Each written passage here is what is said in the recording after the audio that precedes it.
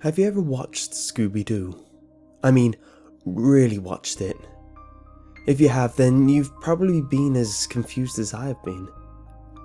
Usually, a standard Scooby-Doo episode starts with the gang driving somewhere, and a monster appears, though not usually where anyone can see it. Instead, it lurks in the shadows, growling and hissing and generally acting monsterific. And this is the first stumbling block we have to logic in the Scooby-Doo universe. Why exactly would anyone do this? Oh sure, if they were actually monsters it would make sense, but these aren't monsters. These are people in monster costumes. Yet, here they are, prowling around in the dark, acting like monsters when there's no one around to see them. Certainly, it's possible that one or two are method actors and really into their role, but that just can't be true for all of them. And speaking of staying in character, the monsters, or rather people in monster costumes, rarely, if ever, break character. The mystery gang never stumbles upon the monster acting remotely like the person underneath the mask. And even when Scooby-Doo and Shaggy pull their "let's pretend we're barbers" shtick, the monsters go along with the act for at least a little while before realizing, hey, I'm supposed to be a monster. But even when the monster is being tricked, he doesn't act like a human, which he is. But perhaps the big mystery of Scooby-Doo is Scooby-Doo himself. Why does this dog talk? Nobody remarks on this in the show, but clearly, talking dogs are a rarity. In fact, as far as I can tell, the only talking dogs in Scooby-Doo's mythos are the Scooby clan themselves. One can't help but wonder why. Well, okay, maybe one can help but wonder, but not me. Finally, why do the mystery gang keep running across monsters in the first place?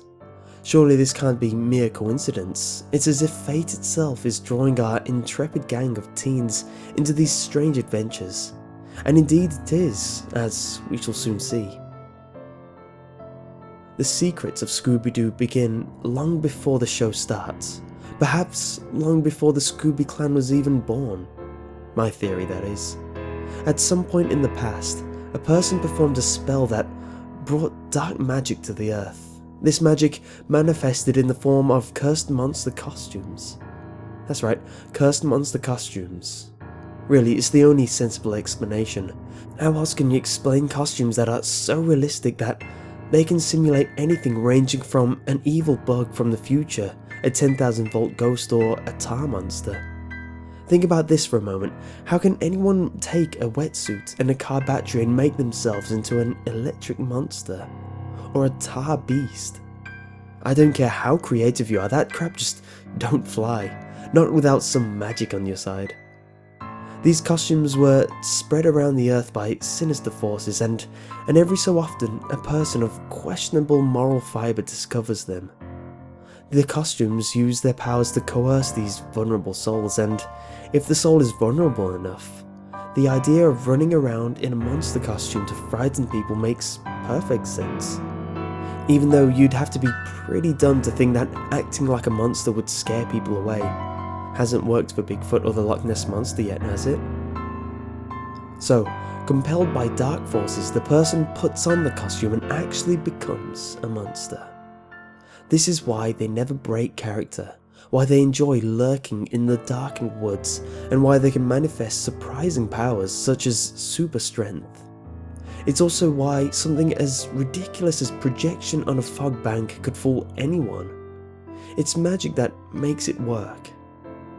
Over time, the costume becomes more controlling. Its eventual goal is to transform the person from a costume into a genuine monster.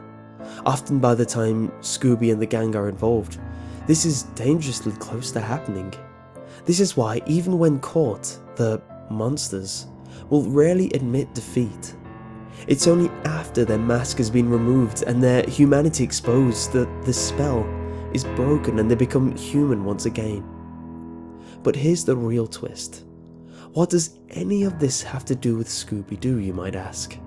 Well, you've come this far, so I assume you're interested. The entire Do family is cursed. I don't know why. I don't know if they have anything to do with the magic that unleashed the costumes, or if they just happened to make some powerful enemies. Either way, they were cursed into dogs until all the costumes are recovered. On the bright side, they do become more human as the costumes are found. This is evident with the sliding scale of humanity exhibited by the Do family. Scooby-Dum is less bright than Scooby-Doo. This can only mean that he's perhaps a bit older than Scooby-Doo, and so he has more dog in his nature. While both Scooby-Dum and Scooby-Doo can stand upright in a pinch, both prefer all fours and have obvious speech impediments. Meanwhile, Scrappy-Doo is always bipedal and speaks perfectly.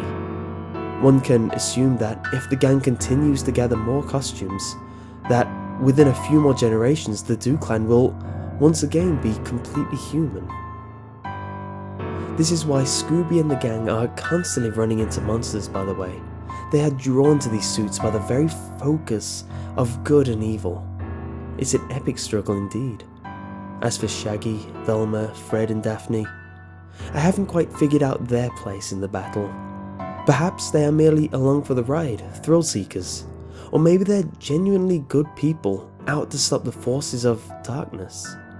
Or perhaps there is a more sinister purpose at work, a truly terrifying secret that we dare not explore at this stage. I'm looking at you, Fred and Daphne, but that's for another time.